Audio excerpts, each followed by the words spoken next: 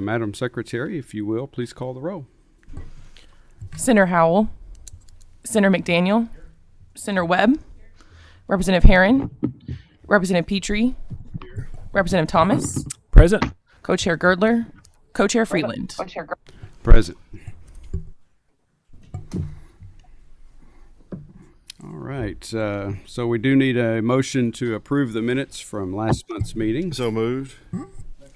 Okay, a motion and a second. No objections. And Catherine, if you will, you can go ahead and read the information and correspondence items.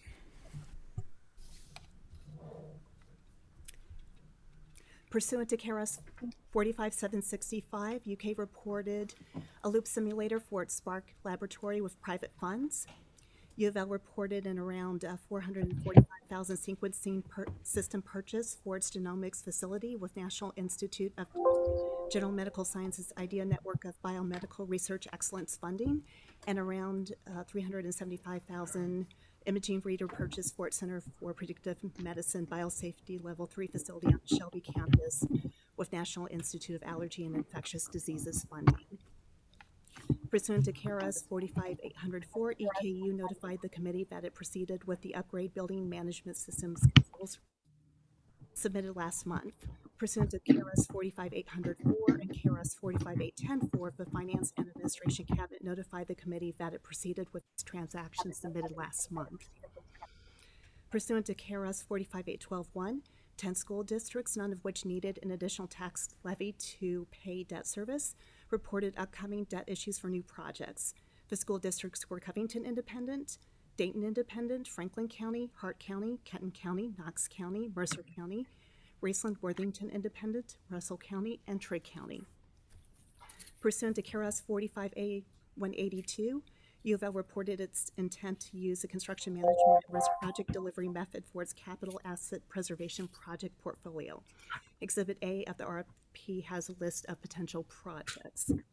Pursuant to KRS 56813-2A3B, the Division of Real Properties reported 4 lump sum leasehold improvements of up to $10,000. Pursuant to KRS 56823-11A, the Division of Real Properties reported 3 transportation cabinet square footage lease modifications that were under $50,000. Pursuant to KRS 164A602, UK reported the design phase for replacing the newly Center of Excellence in Princeton destroyed by the tornado. UK reported its Construct Beam Institute 1 and 2 project authorization consolidations. The projects were bid together and the consolidation was reflected in the April 2022 quarterly report submitted by UK. The Council on Post-Secondary Education reported its approval of EKU's upgrade building management system controls project. And finally, the School Facilities Construction Commission reported 23 prior debt issues with around $145 million par amount and 3 refunding debt issues with around $24 million par amount between January and April. All right, thank you, Catherine. Does anyone have any questions? All right, seeing none, so someone who is online might need to hit their mute button. All right, I believe Bart is here, Mr. Bart Harden from the University of Kentucky. And before we get started, there's 2 lease transactions that are requiring action. If we can get a motion to roll those into one vote. So, All right, a motion, Senator McDaniel. And second. all right. Hey, Bart, how are you, sir? Good afternoon, Chairman. I'm Bart Harden. I'm the Director of Government Relations. Elizabeth Baker sends her apologies. She's actually on vacation this week, so I'm filling in for her in this role. We have 2 leases before you today. The first one is with the College of Social Work. We're moving from its current location in Coldstream to just another different building in Coldstream where we already have rental property there as well. Problem was the largest tenant in the building we were in decided they wanted the remainder of that building, so they elected not to renew our lease. So we're moving probably about a mile down the road, staying in Coldstream for that lease. I believe we are paying $19.25 a square foot for that facility. The second item we have is the renewal of the lease for Dentistry at Turfland Mall there in Lexington. It's on Harrodsburg Road. The lease is for roughly 13,500 square feet.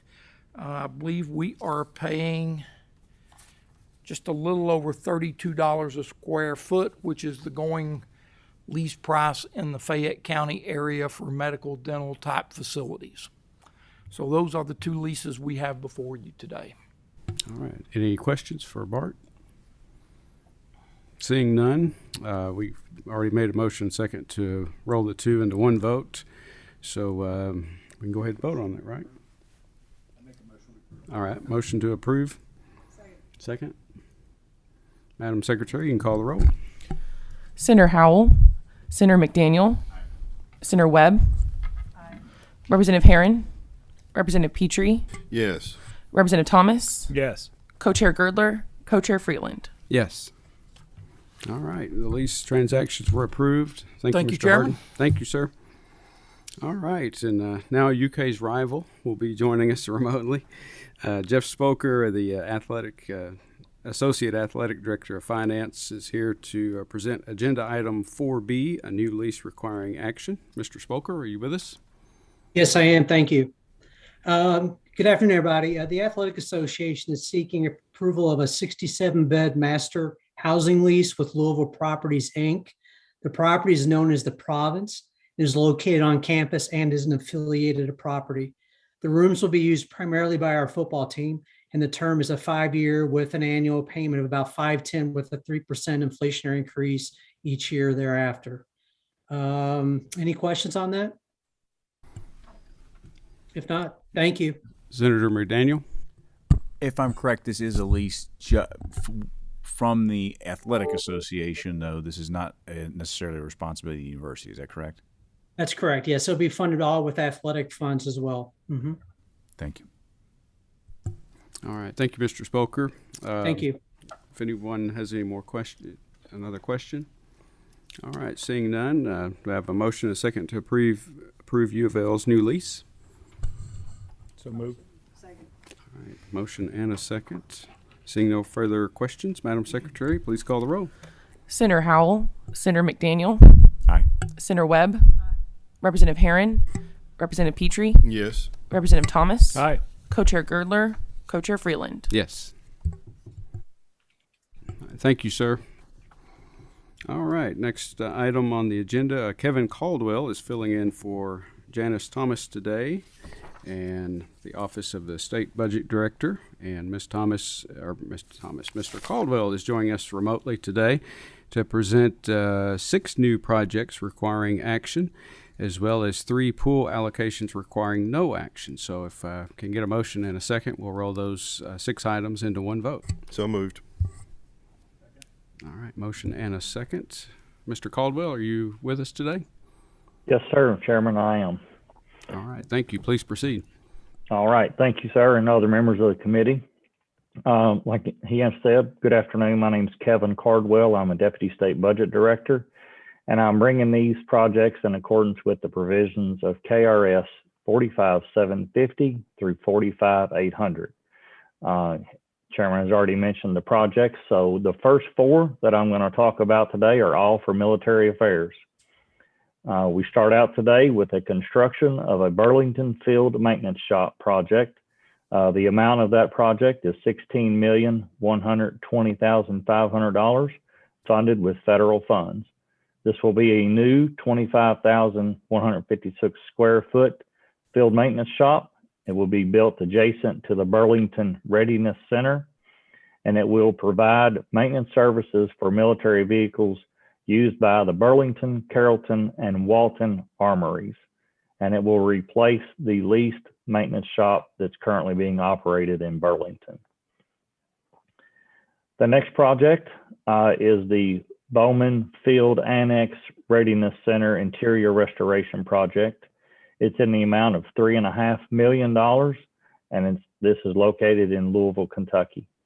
It's going to be funded with $3 million federal funds and $500,000 from the 2020-2022 maintenance pool investment income. This Bowman Field Annex Readiness Center unit was replaced by an adjacent new facility, and this current building has been largely dormant since 2016. And this project will be a complete interior renovation of this facility, including upgrades to the interior, including latrines, HVAC system, lighting, electrical, anti-terrorist force protection, windows, flooring, and walls. Plan for this is to station a newly assigned 200-soldier divisional artillery headquarters within this facility. The renovated facility will include human resources, intelligence, operations, sustainment, signal, and special staff sections. Moving on to the third project today. It's also for military affairs. It's the Appalachian Challenge Academy Upgrades Project. It's a new project in the amount of $1.2 million. It will be, and it's for upgrades in Harlan, Kentucky. Project is going to be funded with $900,000 from federal funds and $300,000 state agency restricted fund dollars for the 75-25 match. This project will make much needed interior renovations to the Appalachian Challenge facility in Harlan. Facility is in an old school building that's been converted into the current configuration to support the youth academy. Upgrades will include men's and women's showers and latrines, HVAC, water heaters, lighting, flooring, and walls. Final project for military affairs today is at the Boone National Guard Center. It's a rear access control point. It's a new project, total amount of $2 million, with $1.5 million being funded by federal funds and $500,000 from the 2022 maintenance pool investment income to meet the required match. This rear access control point will include a security building for the forces to operate. It will have lanes, control gates, and fences are going to be modified to better control the traffic flow. Current access, rear access point is only utilized for emergencies and oversized vehicles. This new control point will give the Boone National Guard Center dual entry and exit for employees, emergency vehicles, and other needs. It'll also include video monitoring capability, restrooms, and offices for the security personnel. So do I need to, this is new to me, do I need to stop there or move on to the other two? No, you can move on. Go ahead. Okay. Thank you. All right.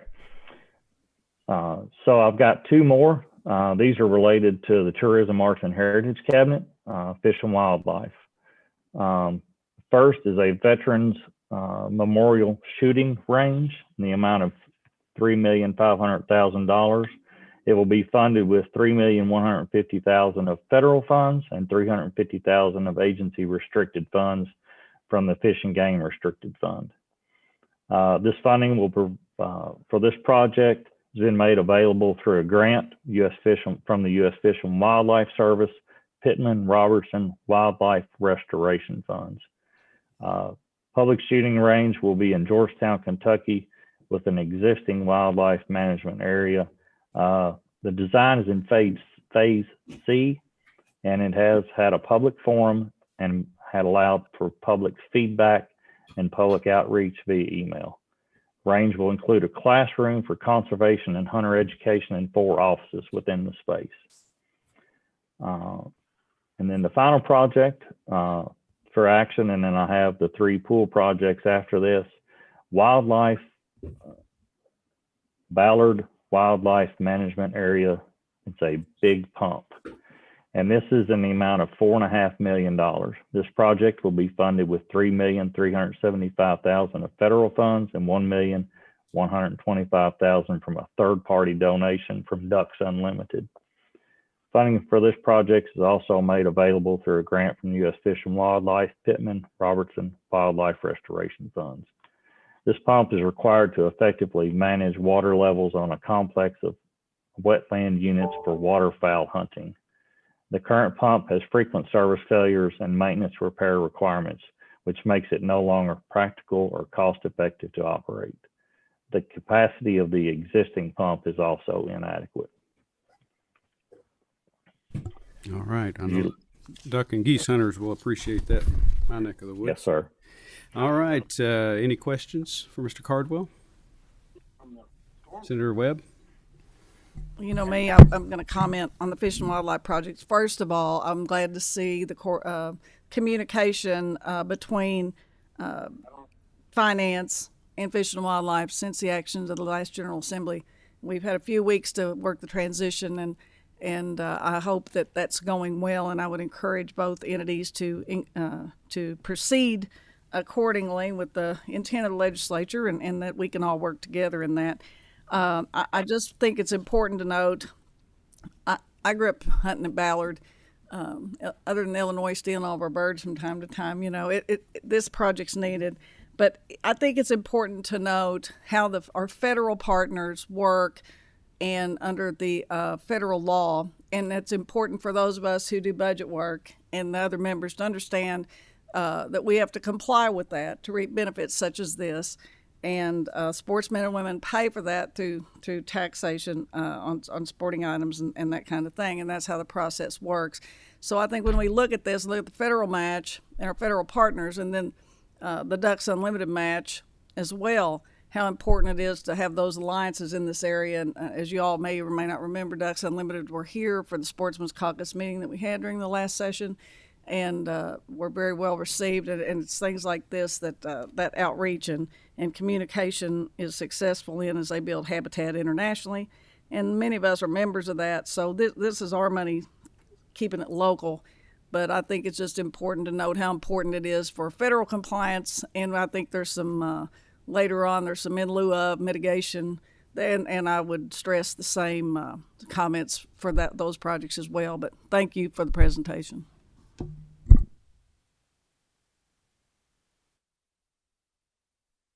Do I have a motion and a second to approve the 6 new projects? Motion. Senator Webb, need a second? All right. Representative Thomas. All right. Madam Secretary, please take the roll.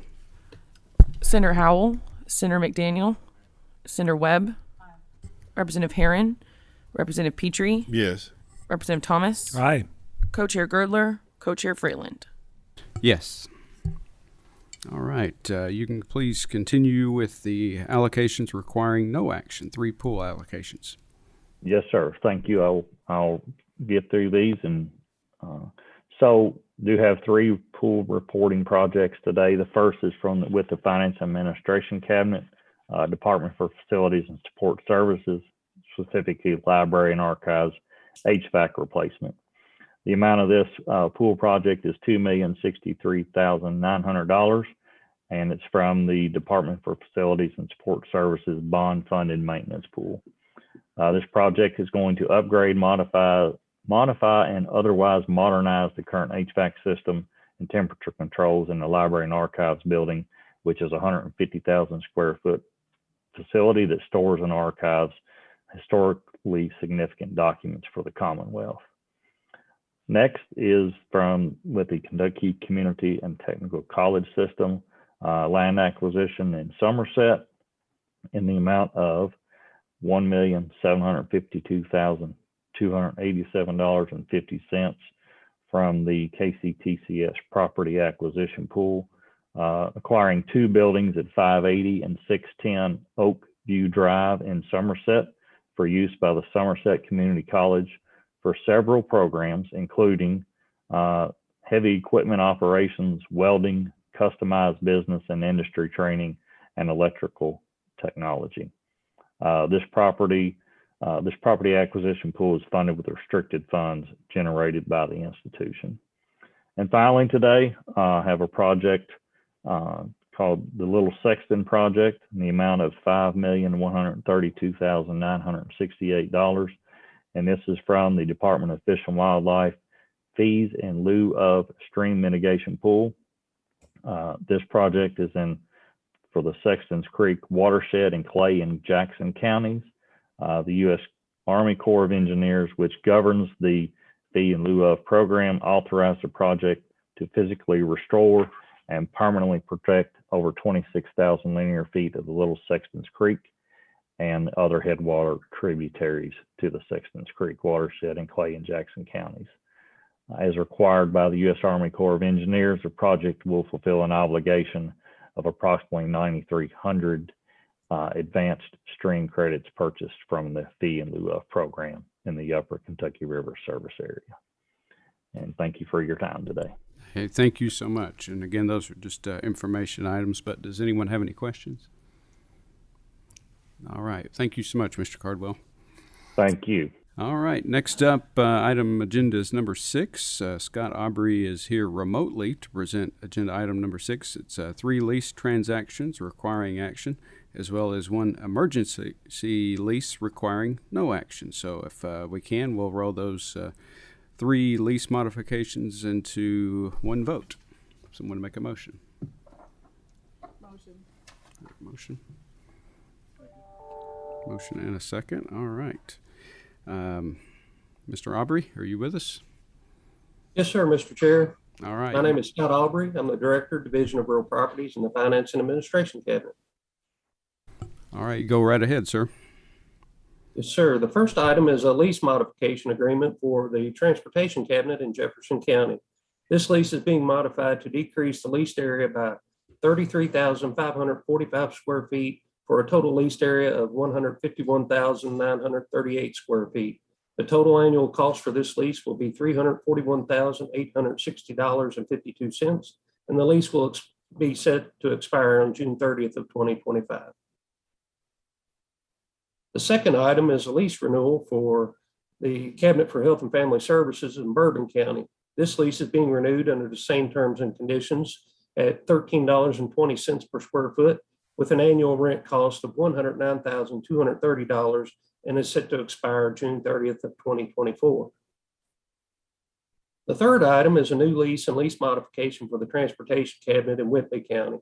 This current maintenance facility is being surplused as provided in a memorandum of agreement entered into between the Transportation Cabinet, the Whitley County Industrial Development Authority, and Firestone Industrial Products Company. We are currently looking to acquire property in Whitley County that will be a permanent replacement for the maintenance facility. As a result, a temporary site is needed, and one has been identified that contains 37,329 square feet of warehouse space, 2,355 square feet of office space, and 6 acres of land to meet the needs of the Transportation Cabinet. The lease was negotiated at a rate of $14,000 per month with an expiration date of June 30th, 2025. The space will need improvements, including the installation of a washout pit with oil and water separator, installation of an antifreeze hydrant, construction of a drainage ditch and retention pond, and construction of areas for salt storage. Lessor requested that the cabinet absorb these costs for the improvements. Therefore, the lease is being modified accordingly. One estimate was received for the work in the amount of $84,583.75, and that amount will be amortized over the term of the lease, which expires June 30th of 2025. All right, got a motion and a second? Motion. All right. Okay, Representative Thomas, anyone have any questions for Mr. Aubrey? All right, seeing none, Madam Secretary, please take the roll.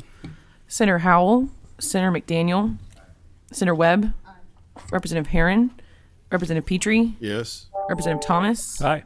Co-Chair Girdler, Co-Chair Freeland. Yes. All right, those were approved. Mr. Aubrey, you can continue with the emergency lease that is requires no action. Yes, sir. The last item is a new lease and lease modification for the Transportation Cabinet in Graves County. Temporary housing is needed for families whose houses were damaged in the tornadoes that occurred in December of last year. The lease site provides lots with basic utility hookups to place non-congregate shelters. Therefore, leases were procured through non-competitive negotiations. As a result, the Commonwealth entered into a lease for 10 suitable lots and added an additional 30 lots for a total of 40 lots leased on a month-to-month basis at a cost of $350 per site per month. All right. Does any member have a question? All right, seeing none. Thank you, Scott. Thank you. All right, next up is agenda item number 7. It is Sandy Williams, the Executive Director with KIA, is joining us here remotely today.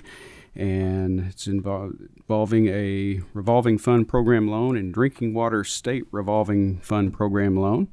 So it's just one item? 2, okay. So if we can, we'll roll those into one vote, those 2 items.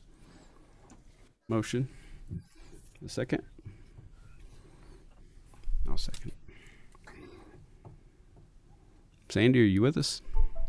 Yes, sir. Good afternoon. Good afternoon. Go right ahead. Thank you, Chairman Freeland and members of the committee. I'm Sandy Williams, Executive Director with the Kentucky Infrastructure Authority. Pursuant to KRS 224A100, the authority will present 2 loans for the committee's review. The South Woodford Water District received a commitment in the amount of $2,230,000 from the Fund B Infrastructure Revolving Fund Loan Program for its comprehensive system rehabilitation project. This project consists of the rehabilitation of 2 storage tanks and a pump station, as well as the replacement of all water meters. The loan will be a 20-year loan with a 2% interest rate, and the loan was approved at the April 7th KIA board meeting. The second request is the City of Cynthiana received a commitment for a Fund F drinking water state revolving fund loan in the amount of $3,370,713 for the Industrial Park water tank and water treatment plant upgrade project. The project consists of a new 750,000 gallon elevated water storage tank and booster pump station. It also includes the replacement of failed valves, the installation of UV disinfection units on the filter effluent, and various electrical upgrades. This is a 30-year loan with a 0.25% interest rate, and the loan was approved at the May 5th KIA board meeting.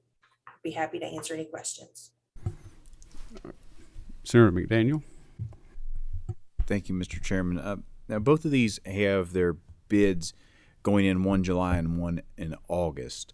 Are we anticipating requiring bid bonds on things in this environment? I'm just thinking with some of the issues we're dealing with in Bowling Green and other things right now.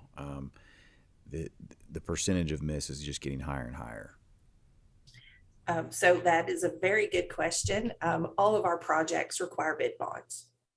Very good. Well, that was an easy answer then. Thank you. All right, any other questions? All right, seeing none, if we can get a motion and a second to approve those 2 loans. Motion by Senator McDaniel. Second by Senator Webb. All right, Madam Secretary, you can call the roll. Senator Howell, Senator McDaniel, Senator Webb, Representative Herron, Representative Petrie, Yes. Representative Thomas, Co-Chair Girdler, Co-Chair Freeland.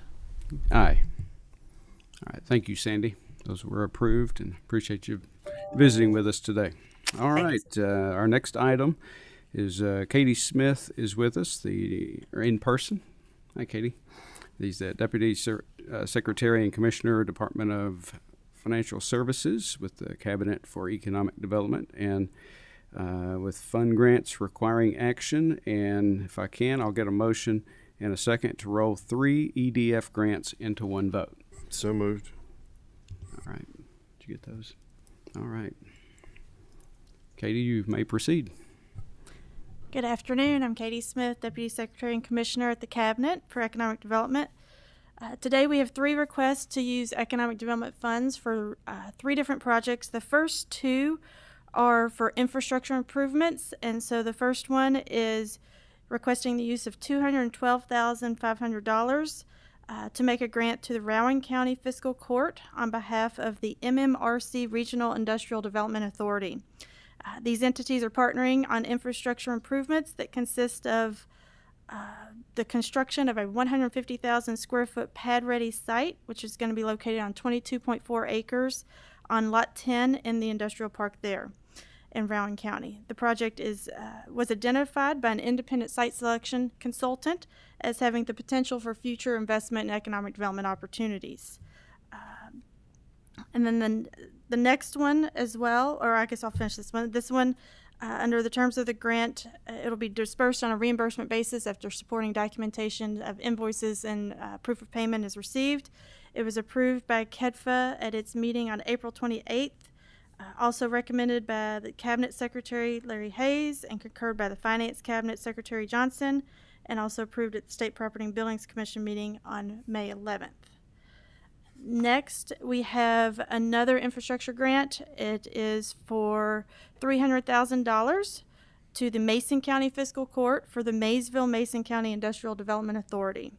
Again, these entities are partnering together to have building upgrades and innovations at a building located at 1151 Morton Lane there in Maysville, Kentucky. And the Maysville-Mason County Industrial Development Authority has committed matching funds to this grant. Again, this one was also identified by an independent site consultant as having future potential for economic development opportunity. This one, similar, will be dispersed on a reimbursement basis after invoices and supporting documentation are received, and has received the same recommendation, concurrence, and approvals as the other ones at those board meetings. And then lastly, we have a project for a company. This one is requesting the use of $150,000 to make a grant to the city of Williamsburg on behalf of Firestone Industrial Products. Firestone and its affiliates are manufacturers of air spring and related products for commercial trucks and trailers, cars, SUVs, light trucks, minivans, motorhomes, buses, lots of things. The company is considering a $50 million expansion in its facility to help meet customer demand. Under consideration of the grant, they'll be required to create 250 full-time jobs for employees that are subject to Kentucky individual income taxes, paying an average hourly wage of $29, including benefits, and they'll be required to meet these job and wage targets by December 31st, 2025, and maintain for 3 additional years.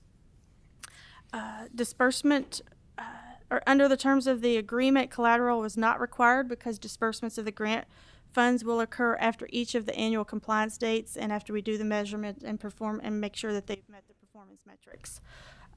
This project also received the same recommendation from Secretary Hayes and concurrence from Secretary Johnson, and the same approvals from Kedfa and the State Property and Buildings Commission. Do I have a motion and a second? All right. Representative Thomas? Question? Yeah, thank you. You mentioned the independent consultant for site selection. Are those reports publicly available already, or can they be provided or not accessible? This was under the previous, this is not under the House Bill 745 program, so those reports would have to be requested from the Kentucky Association for Economic Development. I don't know if they are allowing those to be released publicly or not, but we can check. If you would, please. Thank you. Thank Okay. you, Mr. Chairman. All right. Thank you, Katie. All right, let's go ahead, and Madam Secretary, and you can call the roll. Senator Howell, Senator McDaniel, Senator Webb, Representative Herron, Representative Petrie, Yes. Representative Thomas, Co-Chair Girdler, Co-Chair Freeland. Yes. Thank you, Ms. Smith. Thank you. The 3 EDF grants were approved. And last but not least, our friend Ryan Barrow is here with us, the Executive Director of Office of Financial Management, and he is here with 3 new debt issues requiring action, as well as 3 previous debt issues requiring no action. So if I can get a motion and a second to roll the 3 debt issues into one vote. So moved. All right. Mr. Barrow, you may proceed, sir. Thank you very much. Good afternoon. As was stated, Ryan Barrow, Office of Financial Management. To start with the first transaction for consideration today, which is the traditional housing conduits that we present pretty much every month. This is the Prestonian.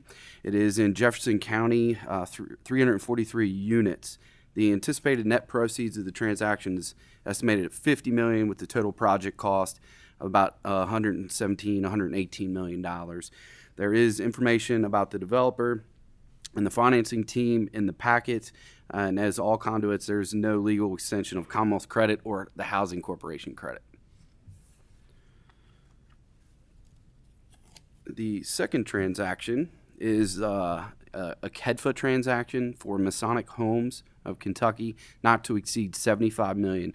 This is basically a third refunder.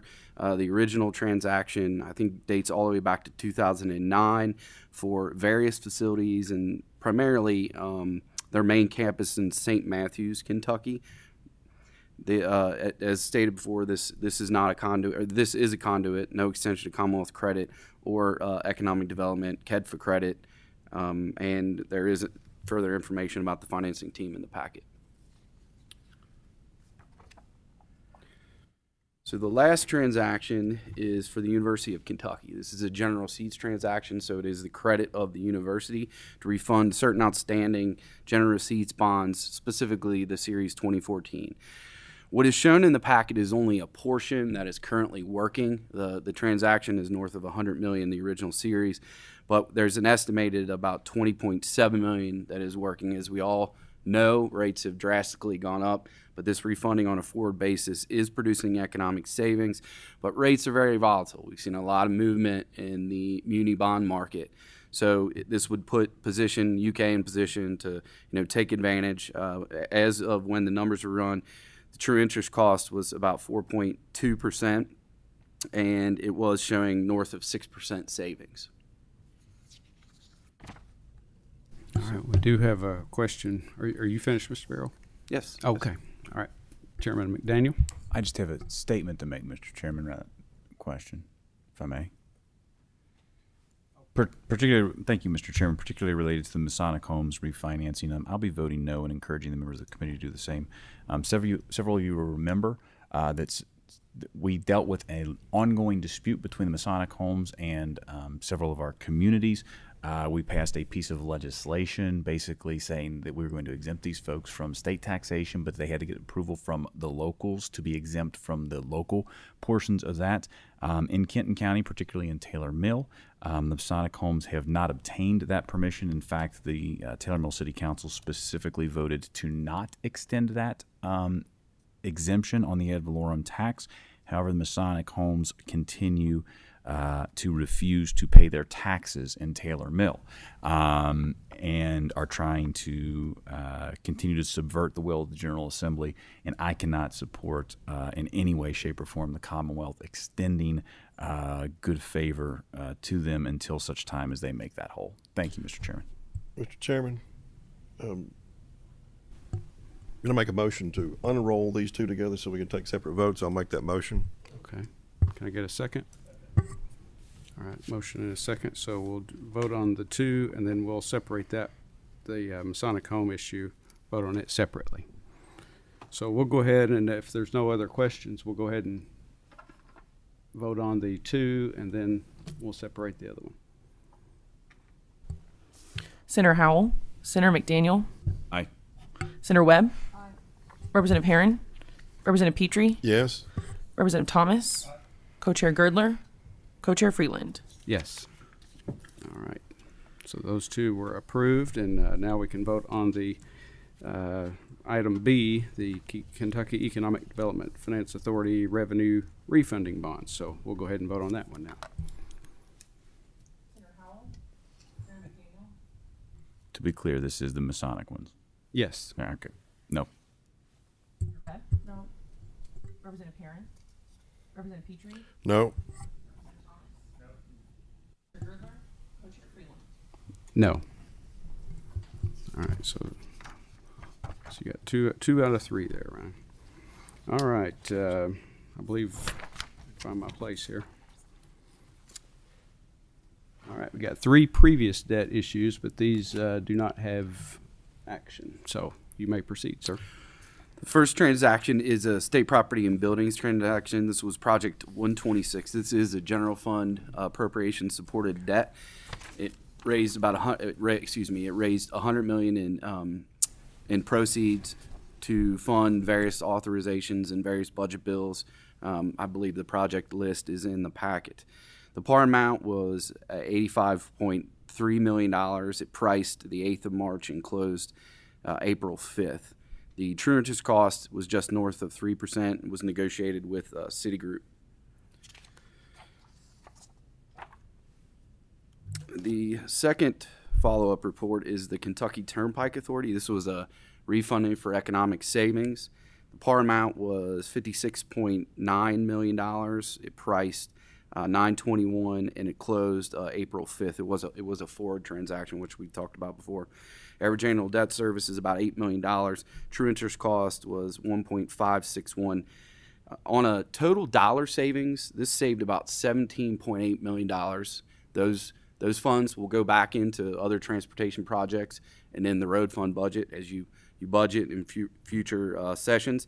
I do want to point out, though, we don't have data that goes back 100 years, but in terms of modern history, this set a record for a percent savings of over 25%.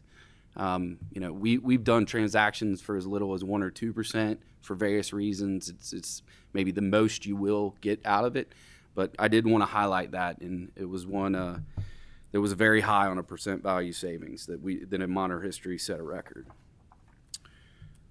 The last transaction is Kentucky Economic Development Finance Authority. This was Baptist Healthcare. Like the other conduits we talk about, there was no extension of Commonwealth credit. It is an obligation of Baptist Healthcare Systems. The transaction was $284.4 million. It priced 31st of March, and the closing was April 1st. There is information about the obligor, Baptist Health, and the financing team in terms in the packet. All right, any questions on those? All right, seeing none, Mr. Barrow has 2 more items to present to us, and they are action items.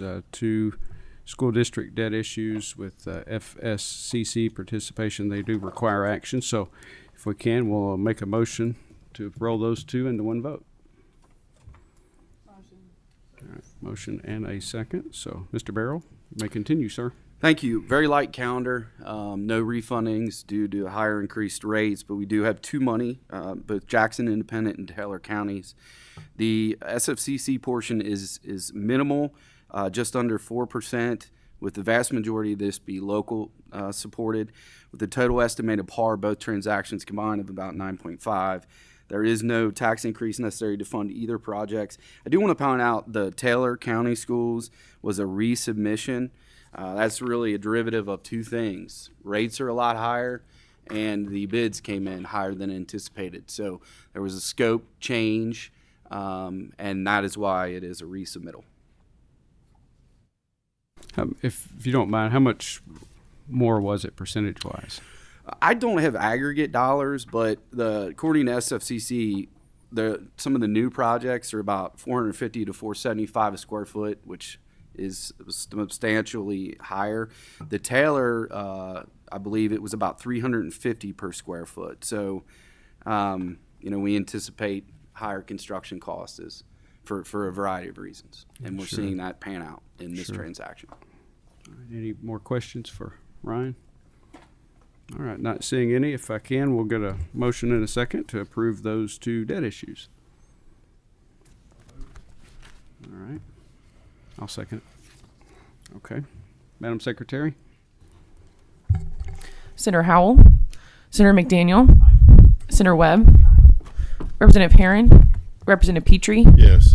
Representative Thomas, Co-Chair Girdler, Co-Chair Freeland. Yes.